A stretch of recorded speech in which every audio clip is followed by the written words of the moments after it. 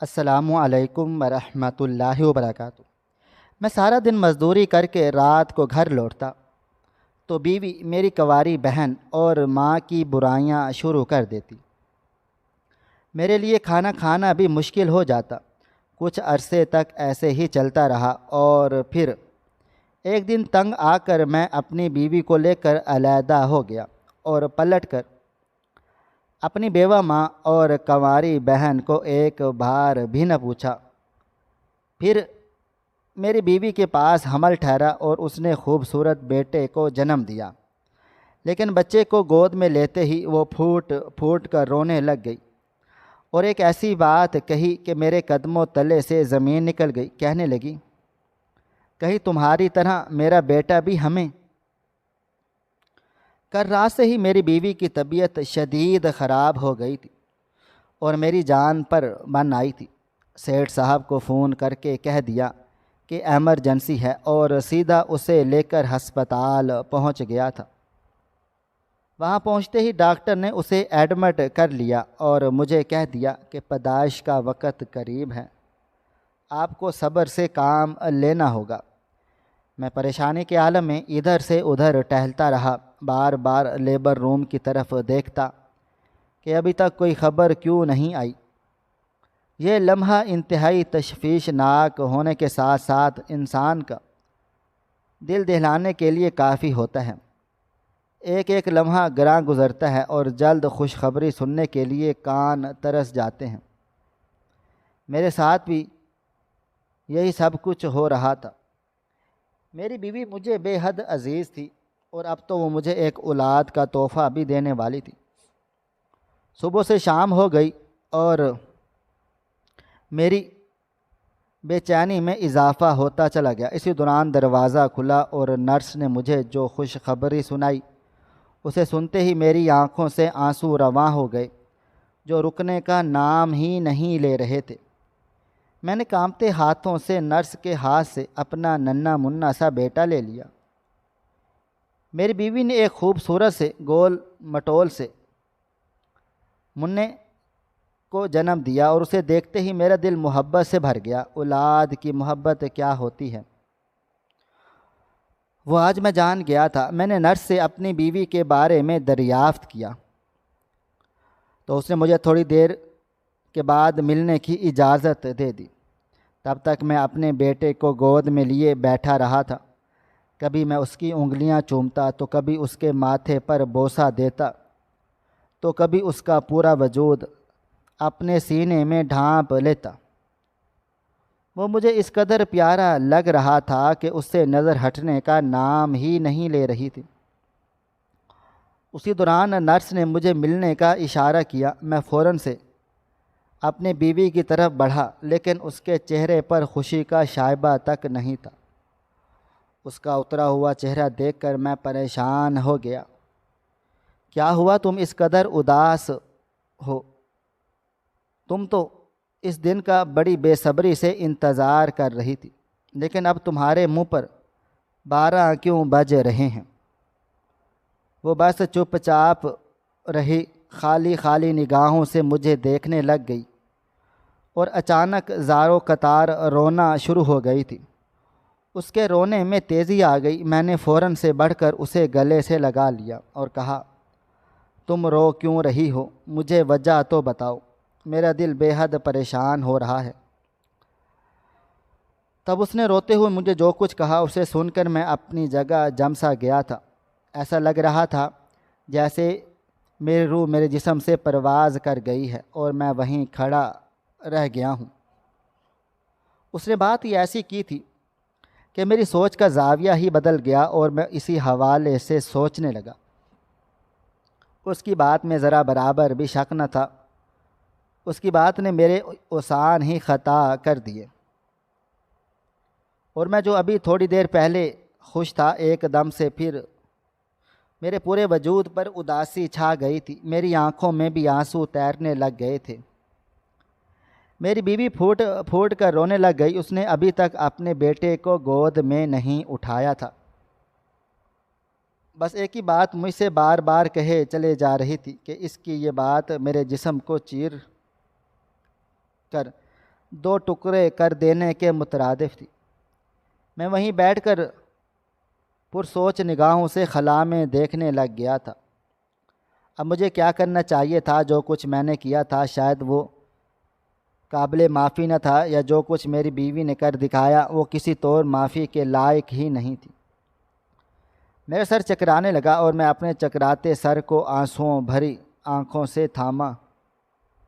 میرا جسم تھر تھر کانپنے لگ گیا تھا اور میں آنکھیں بند کر کر اپنے ماضی کے میں کھو گیا۔ جو کچھ میں نے کیا تھا کیا وہ اس قابل تھا کہ میں اس بات پر خوشی منا سکوں کہ اللہ تعالیٰ نے مجھے بیٹے کی نعمت سے نوازا تھا، لیکن میرے سارے جرم اسے دیکھتے ہی میری آنکھوں کے سامنے گھومنے لگے اور میں بے بس اور مجبور ہو کر اپنے ماضی کے بارے میں سوچنے لگا تھا کہ اب کیا کیا جائے۔ جو کچھ میں ماضی میں کر چکا تھا کیا وہ ٹھیک تھا یا میں غلط تھا؟ یہ ایک بہت بڑا سوالیہ نشان تھا۔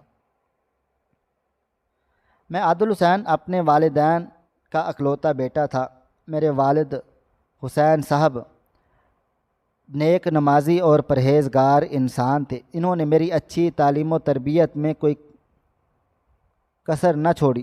اماں نے مجھ سے بہت محبت کرتی تھی۔ ان کے پاس اولاد کے واسطے سے میں تھا اور میری ایک چھوٹی بہن تھی، اس لیے ان کی ساری امیدیں مجھ سے ہی وابستہ تھیں۔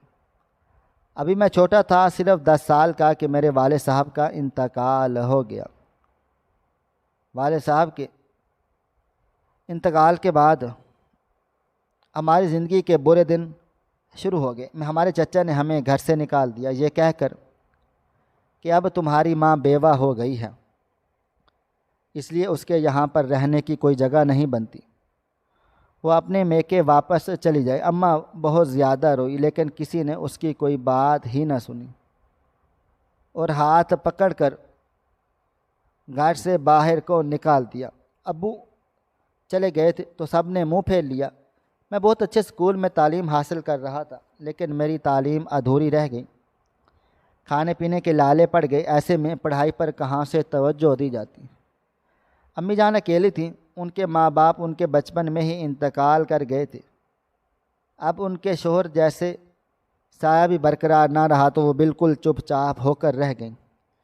انہوں نے محنت مشقت کرنا شروع کر دی، سلائی کرنا انہیں آتی تھی، اس لیے انہوں نے محلے کی خواتین کے کپڑوں کو سینا شروع کر دیا اور اسے جو بھی آمدنی حاصل ہوتی اس سے گھر کا خرچہ پورا ہوتا۔ میری پڑھائی ادھوری رہ گئی۔ سب بہنوں نے مل کر سکول کی شکل نہ دیکھی۔ امی اکثر روتی دکھائی دیتی اور کہتی ہیں کہ بیٹا مجھے معاف کر دینا، میں تم لوگوں کو تعلیم جیسی نعمت سے نہیں نواز سکی۔ اگر تعلیم پر توجہ دیتی ہوں تو پیٹ کو بھوکا رکھنا پڑتا ہے، اور پیٹ کو بھرتے ہیں تو تعلیم کے لیے کوئی جگہ نہیں بچتی۔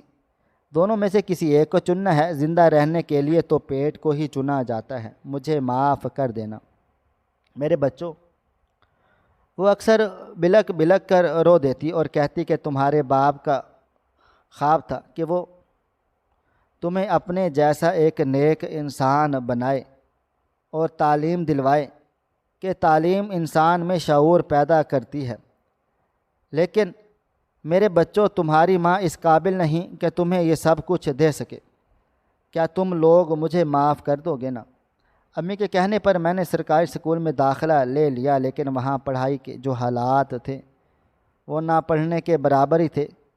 میں نے میٹرک تک کر ہی لیا، لیکن اس کے بعد کوئی وسائل پیدا نہ ہو سکے۔ یوں میں اپنی امی کی مدد کرنے کے لیے ایک مکینک کے پاس کام کرنا شروع کر دیا۔ مکینک مجھے بہت مارتا پیٹتا اور پیسوں کے واسطے مہینے کے صرف 500 روپے پکڑا دیتا۔ اتنی جھڑکیاں کھانے کے بعد جب اتنے کم پیسے ملتے تو میں نے وہ کام چھوڑ دیا اور امی سے وعدہ کیا کہ وہ سارا دن آپ بیٹھ کر سلائیاں کرتی ہیں، آپ کی کمر میں درد ہوتا ہے، آپ کی نظر کمزور ہو گئی ہے، اس کے باوجود بھی آپ ہمارے گھر کے لیے اتنا کچھ کرتی ہیں۔ میں اچھی نوکری ڈھونڈوں گا اور گھر کے اخراجات میں آپ کی مدد کر دوں گا۔ امی اب کافی بوڑھی ہو چکی تھی، ان کی کمر جھک گئی تھی، آنکھوں پر نظر کا چشمہ لگ گیا تھا، پھر بھی وہ مسکراتی۔ مجھے فخر ہے کہ میں نے محنت مشقت کر کے اپنے بچوں کو بڑا کیا اور کسی غلط راہ کا انتخاب نہیں کیا، بلکہ سیدھی راہ پر چلی ہوں۔ اس بات کے لیے میں اللہ تعالیٰ کی شکر گزار ہوں۔ شوہر کے جانے کے بعد جو صدمہ انہیں ملا، انہوں نے آہستہ آہستہ اس پر صبر کر لیا اور ساری توجہ ہم بچوں پر دینا شروع کر دی۔ میں نوکری کے لیے مارا پھرتا رہا تو نوکری نہ ملتی۔ اب امی کی نظر کمزور ہو گئی، اس لیے انہیں سلائی بھی کم ملتی۔ حالات پھر سے برے ہونا شروع ہو گئے۔ میں نے محنت مشقت کرنا شروع کر دی، کبھی کسی مزدور کے ساتھ جا کر تعمیرات کے کسی کام میں حصہ لیتا، تو کبھی کسی رنگ و روغن کرنے والے کے ساتھ مزدور کے طور پر چلا جاتا، تو کبھی کسی کا سامان پہنچا دیتا۔ ان تمام چھوٹے موٹے کاموں سے ہمارا گھر چلنے لگا، حالانکہ بہت مشکل سے اخراجات پورے ہوتے، لیکن کھینچا تانی کر کے بھی گزارا ہو ہی جاتا۔ میں نے امی سے کہہ دیا کہ اب آپ سلائیاں مت کیا کرنا، آپ نے سلائیاں کر کر کے اپنی حالت بری کر رکھی ہے۔ اب انہیں بہت کم نظر آتا اور کمر تو کافی حد تک جھک گئی۔ دن یوں ہی گزرنے لگے۔ ایک دن ٹھیکیدار نے جب مجھے یوں در بدر مزدوری کے لیے گھومتے دیکھا تو کہنے لگا، تم میرے پاس مزدوری کیا کرو گے، مہینے کا جتنا بھی کام ہوگا تمہیں اس حساب سے پیسے مل جائیں گے۔ ایک مہینے کے کام کرنے کے تقریباً کوئی 30,000 روپے ہوں گے، تمہیں منظور ہے؟ یہ میرے لیے کسی خوشخبری سے کم نہ تھا، یہ میرے لیے بہت بڑی نعمت تھی۔ میں نے فوراً سے منظوری دے دی اور جا کر امی جان کو سب سے پہلے مٹھائی خرید کر دی، ان سے گلے لگ گیا۔ اللہ تعالیٰ کو مجھ پر رحم آ گیا ہے اور آپ پر وہ مہربان ہو گیا ہے۔ اب مہینے کی تنخواہ ہمارے گھر آئے گی اور مجھے کام کی پریشانی بھی نہ ہوگی، کام ہو نہ ہو پیسے ملتے رہیں گے۔ اس دن میری ماں بہت زیادہ خوش ہوئی اور خوش ہو کر اس نے سوئیاں منگا کر چھوٹے بچوں میں تقسیم کی اور اس میں برکت کی دعا کروائی تھی۔ میری چھوٹی بہن بھی مجھے دعا دیتے نہ تھکتی، اللہ آپ کو خوش رکھے، آپ نے اپنی محنت سے یہ مقام حاصل کر لیا ہے۔ امی کی فکر کی، اللہ آپ کو ہمارے سروں پر ہمیشہ قائم و دائم رکھے۔ اس کی یہ باتیں سن کر میرا دل بہت زیادہ خوش ہوا تھا۔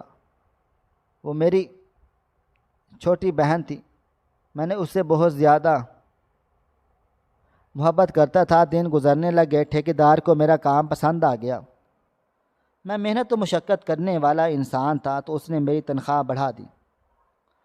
اب میں مختلف جگہ پر تعمیرات میں اس کا ساتھ دینے لگا اور تجربہ بھی حاصل ہونے لگا، یہاں تک کہ رفتہ رفتہ میری مزدوری کی دھوم مچ گئی کہ عادل مستری بہت اچھا کام کرتا ہے، اس کے کام میں بہت نفاست ہے۔ مجھے اور زیادہ کام ملنے لگا۔ یہ سب میری ماں کی دعاؤں کا نتیجہ تھا۔ سب کچھ ٹھیک ٹھاک چل رہا تھا۔ اماں اللہ کا شکر ادا کرتے نہ تھکتی، میں ان سے محبت بھی بہت کرتا تھا۔ اب بوڑھی ماں کو آرام کرتے دیکھتا تو دل کو سکون محسوس ہوتا، ورنہ جب جب انہیں کام کرتے دیکھتا تو دل میں ایک عجیب سی چبھن ہوتی، پر اب پرسکون تھا۔ اسی دوران اماں کو خیال آیا کہ مجھے شادی کر لینی چاہیے، حالانکہ میں شادی نہیں کرنا چاہتا تھا، لیکن اماں کی خواہش کا احترام کیا اور ان کی پسند سے ان کی دور پرے کی ایک رشتہ دار کی بیٹی سے شادی کر لی۔ میری بیوی گھر میں آئی تو گھر کی رونق میں اضافہ ہو گیا۔ وہ ہنس مکھ تھی، باتونی تھی۔ اماں اس کے بارے نیارے جاتی، میں خوش تھا۔ چلو وہ میرے گھر والوں کے ساتھ رچ بس گئی۔ میری بہن بہت زیادہ خوش تھی کہ بھابھی کے آنے سے گھر میں جو رونق ہوئی ہے اس سے وہ بھا رہی تھی، لیکن مجھے کیا معلوم تھا یہ رونق محض چند دن پر مشتمل ہے اور میری زندگی عذاب بننے والی ہے۔ میری وہی بیوی جو محض جس پر مجھے ناز تھا وہ میرے گھر والوں کے ساتھ گھل مل گئی ہے۔ اچانک اس کے رویے میں تبدیلی آتی چلی گئی۔ وہ مجھے دیکھ کہنے لگ گئی تھی کہ آپ کی اماں کا رویہ مجھ سے ٹھیک نہیں ہوتا۔ میں تو ایک باتونی لڑکی ہوں، لیکن وہ مجھ پر اپنا رعب و دبدبہ قائم کرنا چاہتی ہیں۔ آپ انہیں سمجھا دیں اگر ایسا ہی چلتا رہا تو میں ان کے ساتھ نہیں رہوں گی۔ میں نے اسے سمجھایا کہ تم نئی نویلی دلہن ہو تو اس میں اس کے گھر کے طور طریقے سیکھنے ہوں گے، اور میری ماں بوڑھی ہے، اس لیے ہمارا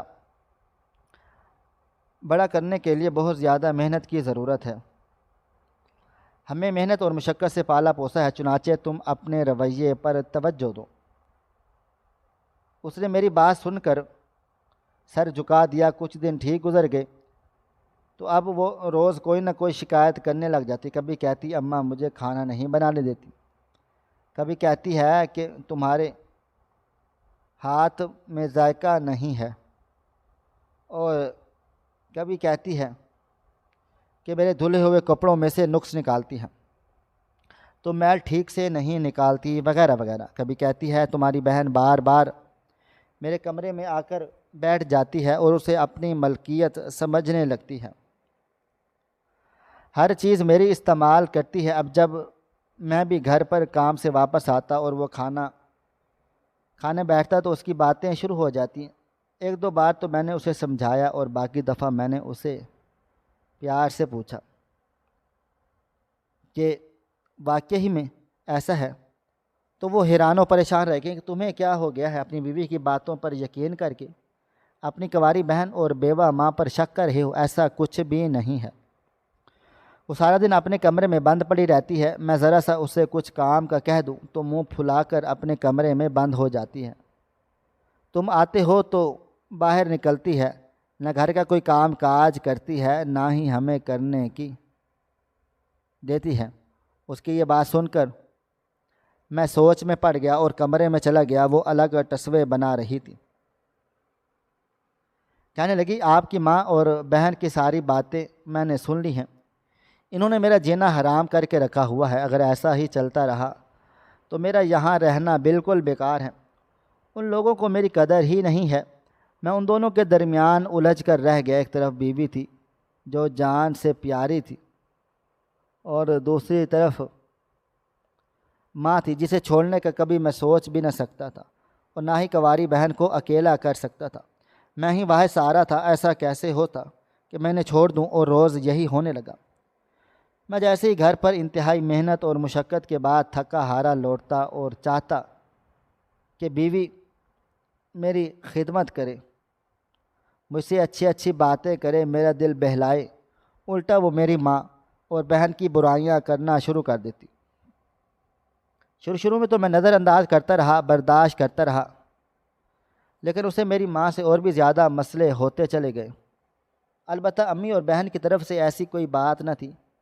وہ مجھے دیکھ کر مسکرا کر اپنے کمرے میں چلی جاتی، تو اب مجھے ان کے پاس بیٹھنے کا وقت نہ ملتا۔ امی اس بات پر بھی کوئی شکایت نہ کرتی، بلکہ کہتی بیٹا مجھے اندازہ ہے تم تھکے ہارے ہوئے ہوتے ہو، ایسے میں کیسے تمہیں دے دوں، اور تم تو کہوں کہ میرے پاس بیٹھ کر باتیں کرو۔ میں جانتی ہوں جب ایک شخص کام کر کے گھر آتا ہے تو اس کا دل چاہتا ہے کہ وہ جلدی سے اپنے کمرے میں جا کر لیٹ جائے اور تھوڑا آرام کرے۔ میں تمہارے آرام میں خلل نہیں ڈالنا چاہتی، اس لیے مجھے تم سے کوئی شکایت نہیں ہے۔ تم اپنی زندگی میں خوش رہو، بھلا مجھے اور کیا چاہیے ہے۔ بس میں تم سے ایک بات کہنا چاہتی ہوں کہ تمہاری ایک کنواری بہن ابھی باقی ہے، اس کی شادی کی ذمہ داری تمہاری ہے۔ ابھی سے کچھ جمع پونجی ہوگی تو شادی کر سکیں گے۔ میں نے انہیں تسلی دی اور اپنے کمرے میں آ گیا تو وہاں ایک الگ ہی کہانی میری منتظر تھی۔ میری بیوی کا رو رو کر برا حال ہو چکا۔ اس نے مجھے بتایا کہ تمہاری بہن اور بھابھی مجھ پر بہت زیادہ ظلم کرتے ہیں، اور تمہارے آنے پر اس قدر میٹھی شہد بن جاتی ہے کہ لگتا ہی نہیں کہ وہ لوگ ظالم ہیں۔ میں مزید یہاں نہیں رہوں گی، اگر تم میرے ساتھ نہیں رہو گے تو میں ہمیشہ کے لیے تمہیں چھوڑ کر چلی جاؤں گی۔ اس کی بات سن کر میں بہت زیادہ دل برداشتہ ہو گیا، سمجھ ہی نہ آتا تھا کہ کیا کروں۔ ایک دوست سے مشورہ لیا تو کہنے لگا جب دلوں میں نفرت ہو تو ساتھ رہنے کا کوئی فائدہ نہیں، تم اپنی بیوی کو لے کر الگ ہو جاؤ۔ اس نے جب یہ بات کہی تو میرے اوسان خطا ہو گئے۔ بھلا میں اپنی بیوہ ماں اور بہن کو چھوڑ کر کہاں جاؤں، کیا کروں گا؟ اگر ان کا بھی ایسا نہ کرتا دوسری صورت میں میرا گھر اجڑ جاتا، اور دل پر پتھر رکھ کر میں نے ایک الگ گھر ڈھونڈنا شروع کر دیا۔ کرائے کے ایک کمرے کا گھر ملا تو اپنی بیوی کو بتا دیا۔ وہ 2 کمرے کے اچھے گھر کو چھوڑ کر ایک کمرے کے چھوٹے سے گھر میں رہنے کے لیے تیار، صرف اس وجہ سے تاکہ اسے میری بیوہ ماں اور کنواری بہن کی شکل نہ دیکھنی پڑے اور نہ ہی ان کی چیخ چیخ برداشت کرنی پڑے۔ میں بالکل چپ چاپ ہو گیا، سامان سمیٹنے لگا، اور جب گھر سے باہر جانے لگے تو اماں مجھے دیکھ کر حیران رہ گئی۔ میں نے انہیں کہہ دیا کہ میری بیوی آپ کے ساتھ نہیں رہنا چاہتی، اس لیے ہم الگ ہونے میں بہتری ہے، ہم علیحدہ ہو رہے ہیں۔ میری امی نے جب یہ بات سنی تو آگے بڑھ کر مجھے ایک تھپڑ لگایا اور کہنے لگی، تمہاری بیوہ ماں نے تمہاری خدمتیں کی، تمہیں پالا پوسا، اپنی نظر تک گنوا ڈالی، اپنی کمر کو تختہ بنا لیا، لیکن تم اپنے بدلے میں کیا تم اپنی کنواری بہن اور بیوہ ماں کو چھوڑ کر جا رہے ہو؟ اس بے رحم دنیا کے آسرے تمہیں کچھ بھی اندازہ ہے کہ تم یہ قدم اٹھانے سے پہلے ایک بار بھی اپنی ماں سے پوچھنا گوارا نہ کیا؟ کیا میں مر گئی ہوں جو اپنی طرف سے فیصلے کیے چلے جا رہے ہوں؟ وہ بلک بلک کر رونے لگ گئی اور ان کے آنکھوں میں بے تحاشا آنسو ٹھہر سے گئے، جسے دیکھ کر میرا دل غمگین ہونے لگا۔ میں شچ و پنج میں مبتلا ہو گیا۔ میں کیا کروں؟ آگے بڑھ کر ماں سے معافی مانگنے لگا تو اس نے مجھے کہہ دیا کہ جاؤ، میں تمہارے فیصلے پر میں تمہیں اب کچھ بھی نہیں کہتی، جو کہنا تھا میں نے کہہ دیا ہے، جاؤ، جا کر علیحدہ ہو جاؤ، ہمیں کوئی اعتراض نہیں ہے۔ یہ کہتے ہی وہ میری بہن کا ہاتھ پکڑ کر اٹھی اور اندر کمرے میں لے گئی۔ میرا دل نرم پڑنے لگا، لیکن میری بیوی نے میرا ہاتھ پکڑا اور گھر سے باہر لے آئی۔ کہنے لگے، جن لوگوں کو آپ کا احساس ہی نہیں ہے، جو آپ کی زندگی کے متعلق خوش نہیں ہونا چاہتے، آپ کی بیوی کو اس قدر ذلیل کر کے رکھا ہے، ان لوگوں کے لیے آپ اپنا دل کیوں خراب کرتے ہیں؟ چلے ہم الگ سے اپنی ایک دنیا بناتے ہیں، وہاں ہم خوش رہیں گے اور کوئی ہمیں روک ٹوک کرنے والا نہ ہوگا اور نہ ہی کسی کی باتیں سننی پڑیں گی۔ اس کی بات پر میں چپ چاپ سر جھکا کر اس کے ساتھ چل دیا۔ وہ بہت زیادہ خوش نظر آ رہی تھی، جبکہ میرا دل ٹکڑے ٹکڑے ہو کر رہ گیا۔ میں نے آخری بار اپنی ماں کی آنکھوں میں آنسو خود اپنی وجہ سے دیکھے تو دل چاہا کہ میں دوڑ کر ان کے پاس چلا جاؤں، ان کے وجود سے لپٹ جاؤں اور انہیں کہوں، مجھے معاف کر دیں، میں آپ کا بیٹا آپ کو چھوڑ کر کہیں بھی نہیں جا رہا۔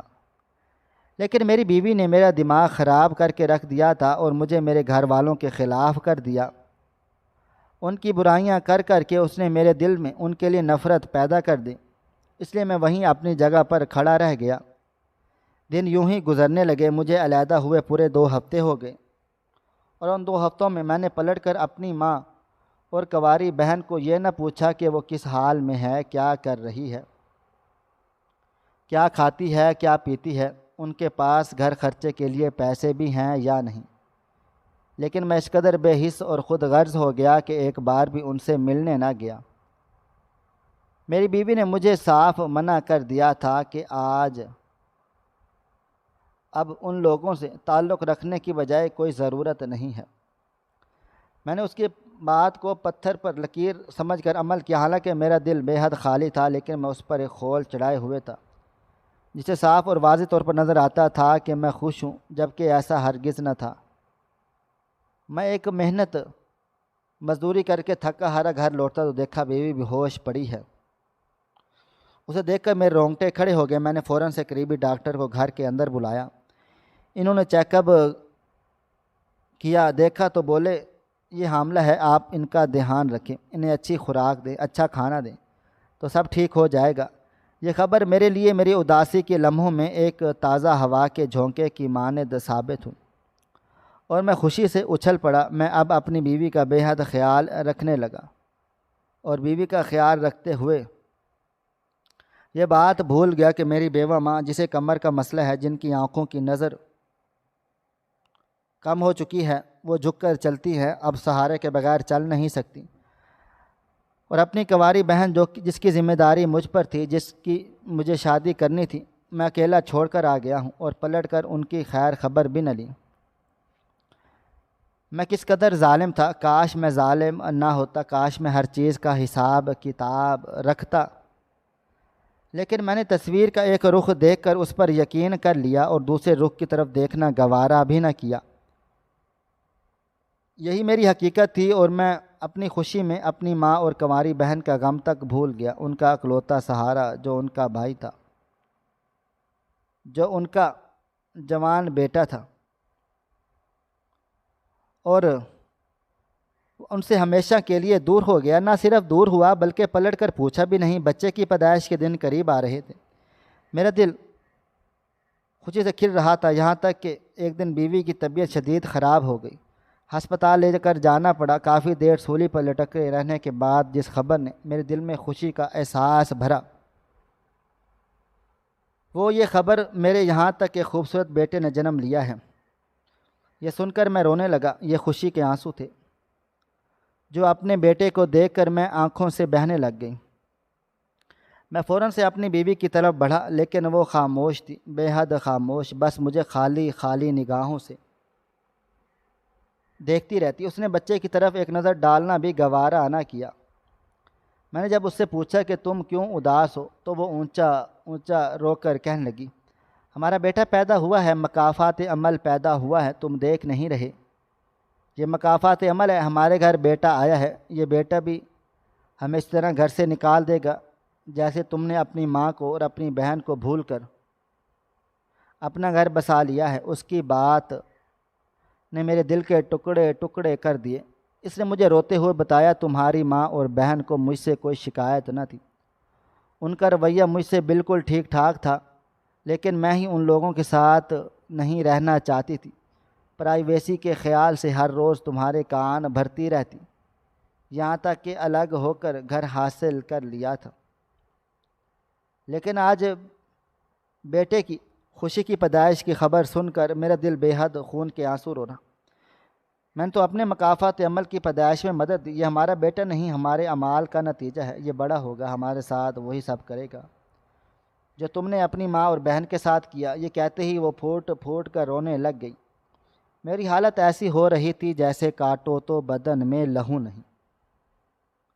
میں نے اسی وقت اسے گھر چھوڑا اور بھاگ کر اپنی ماں کے گھر چلا گیا۔ ابھی بھی وقت باقی تھا، دیر نہیں ہوئی تھی۔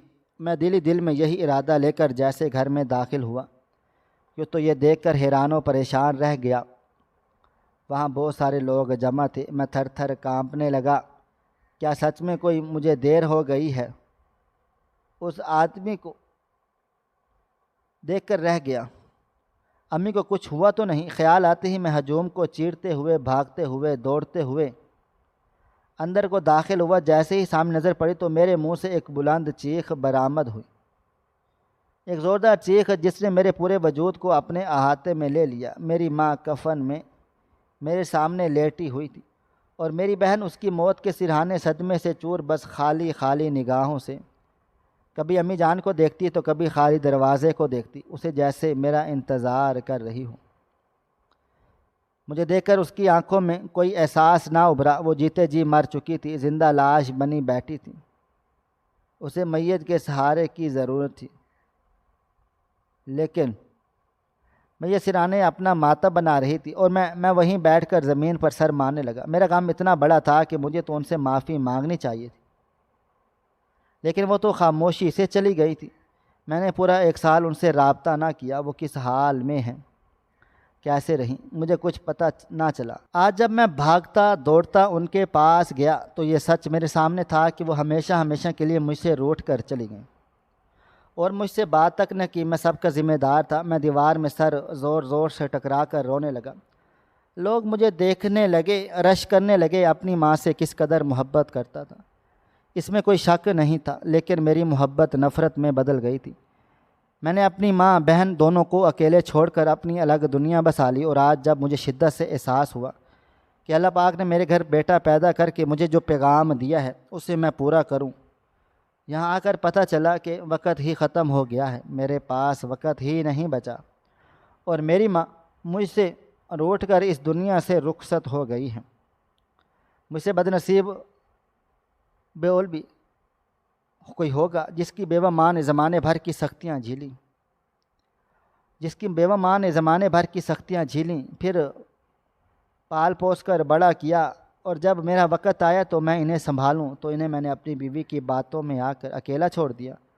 میں زمین پر زور زور سے ہاتھ مارنے لگا، کبھی اپنے سر کو دیواروں میں مارتا، کبھی میں اپنے سینے پر اونچا اونچا رونے لگتا، لیکن میرا غم ختم ہونے کا نام نہ لے رہا تھا۔ میری ماں چلی گئی اور آخری وقت مجھے اسے منانے کا موقع نہ مل سکا۔ مجھے سے بد نصیب بھی کوئی اس دنیا میں ہوگا۔ عمر بھر کا پچھتاوا میری زندگی کا حصہ بن گیا۔ اس بات کو 1 سال کا عرصہ ہو چکا ہے۔ میری کنواری بہن اب ہمارے ساتھ رہتی ہے۔ اس کا ذہنی توازن بگڑ چکا ہے، جس کی وجہ سے میں ہوں۔ اس نے اپنے خاندان کو برباد کر دیا ہے۔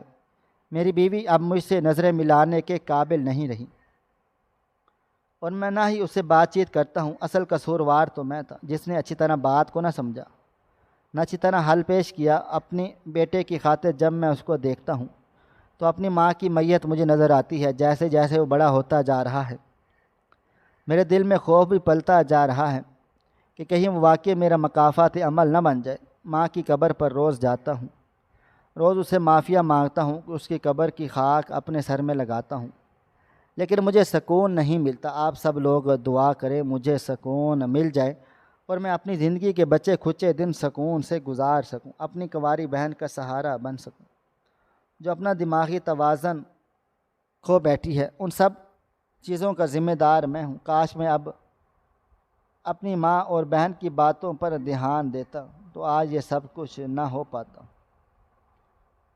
اور جیسے میں اپنی لاش کو گھسیٹ رہا ہوں، زندہ ہوں اور زندگی کے باقی ماندہ دن کو پورا کرنے کی کوشش کر رہا ہوں، زندگی پچھتاؤں کا گھر بن کر رہ گئی ہے اور میں اس آگ میں جلد چلا جا رہا ہوں جو ماں کے مرنے کے بعد میرے دل میں لگی ہے، مسلسل جل رہی ہے، بجھنے کا نام نہیں لے رہی، شاید یہ اب کبھی نہ بجھ پائے گی۔ ہماری آج کی کہانی آپ کو کیسی لگی؟ کمنٹ باکس میں اپنی رائے کا اظہار ضرور کریں، اور مزید اس طرح کی سبق آموز کہانیاں سننے کے لیے ہمارے ویڈیوز کو لائک کریں، شیئر کریں اور ہمارے چینل کو ضرور سبسکرائب کر لیں۔ شکریہ۔ اللہ حافظ۔